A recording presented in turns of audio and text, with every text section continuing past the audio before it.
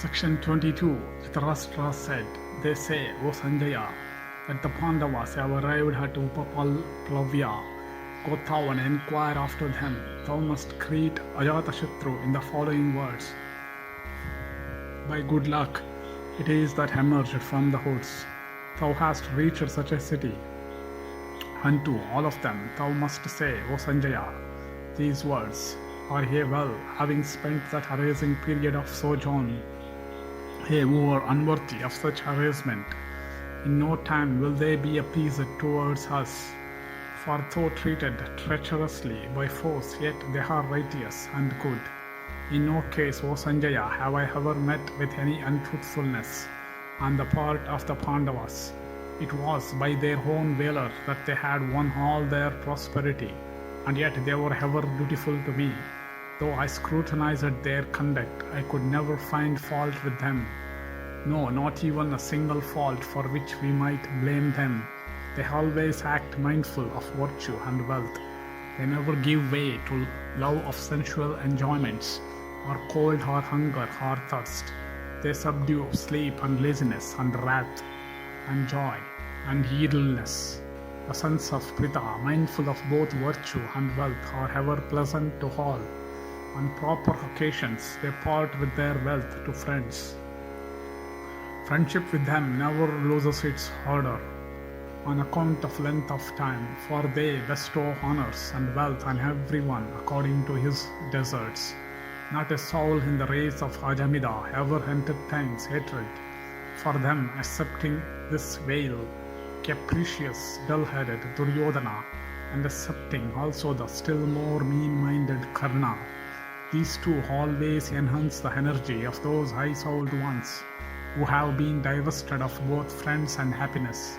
Enterprising and brought up in every indulgence, Duryodhana reckons all that to be well done. It is childish on Duryodhana's part to think that it is possible to rob the Pandavas of their just share. So long as they are alive, it is wise to yield to Yudhishthira his due share before the war, to him whose steps are followed by Arjuna and Krishna and Bhima and Satyaki and the two sons of Madri and the warriors of the Srinjaya race. That wielder of Gandiva, Savyasachin, seated on his car, would alone be able to devastate the whole world, and likewise the victorious, the high-souled Krishna, the Lord of the three worlds, incapable of defeat, is able to do the same. What mortal would stand before him who is the one worthiest person in all the worlds, and who discharges his multitude of arrows that roar like the clouds, covering all sides like flights of swiftly coursing locusts? Alone on his car, holding the Gandiva, he had conquered the northern region as well as the Kurus of the north, and brought away with him all their wealth. He converted the people of the Dravida land to be a portion of his own army. It was Falguna, the wielder of the Gandiva, who, defeating in the Khandava woods all the gods together with Indra, made offerings to Agni, announcing the honor and fame of the Pandavas. Of all wielders again of the mace, there is none equal to Bhima, and there is none also who is so skillful a rider of elephants. On car, they say, he yields not to even Arjuna, and as to might of arms, he is equal to 10,000 elephants. Well trained and active, he who hath again been rendered bitterly hostile, would in anger consume the Dhritarashtras in no time. Always wrathful and strong of arms, he is not capable of being subdued in battle by even Indra himself. Of great heart and strong, and endued with great lightness of hand, the two brothers, sons of Madri, carefully trained by Arjuna, would leave not a foe alive. Like to a pair of hawks preying upon large flocks of birds, this our army, so full to ten, to tell thee the truth, will be nowhere when it will encounter them. In their side will be this Dhritarashtra, endued with great activity, one who is regarded as one of the Pandavas themselves, the chief of the Somaka tribe with his followers. He is, I have heard, so devoted to the cause of the Pandavas that he is ready to lay down his very life for them. Who would be able to withstand Yudhishthira, who had the best of the Rishni tribe, Krishna for his leader? I have heard that Virata, the chief of the Matsyas, with whom the Pandavas had lived for some time, and whose wishes were fulfilled by them, old in years, is devoted along with his sons to the Pandava cause, and had become an adherent of Yudhishthira, deposed from the throne of the Kekeya land, and desirous of being reinstated thereupon.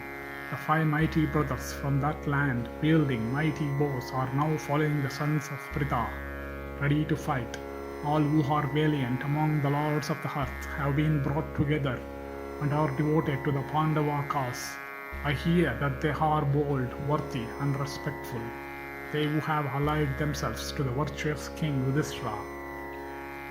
From feelings of attachment to him, and many warriors dwelling on the hills and inaccessible fastness, and many that are high in lineage and old in years, and many military tribes also wielding weapons of various kinds have been assembled together, and are devoted to the cause of the Pandavas.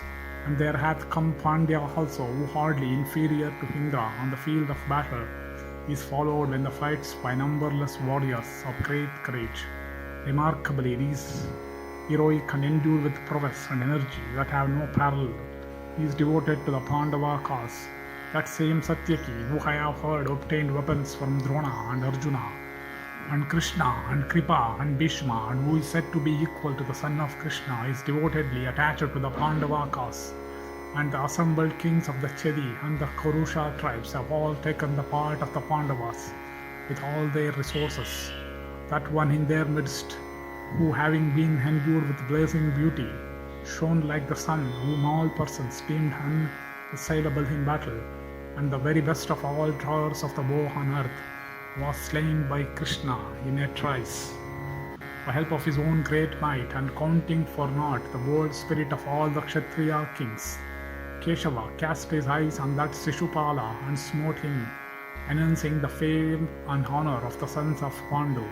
It was the same Shishupala who was highly honored by those kings at whose head stood the king of the Kurusha tribe. Then the other kings, deeming Krishna unassailable, when seated on his car drawn by Sugriva and other steeds, left the chief of the Chedis and ran away like small animals at the sight of a lion. And it was thus that he, who from audacity had sought to oppose and encounter Krishna in a combat hand to hand, was slain by Krishna and lay down lifeless, resembling a Karnika tree, uprooted by a gale. O Sanjaya, O son of Gavalghana, what they have told me of the activity of Krishna in cause of Pandu's sons, and what I remember of his past achievements, leave me no peace of mind. No foe whatsoever is capable of withstanding them, who are under the lead of that lion of the Rishni race. My heart is trembling with fear upon learning that the 2 Krishnas are seated on the self-same car.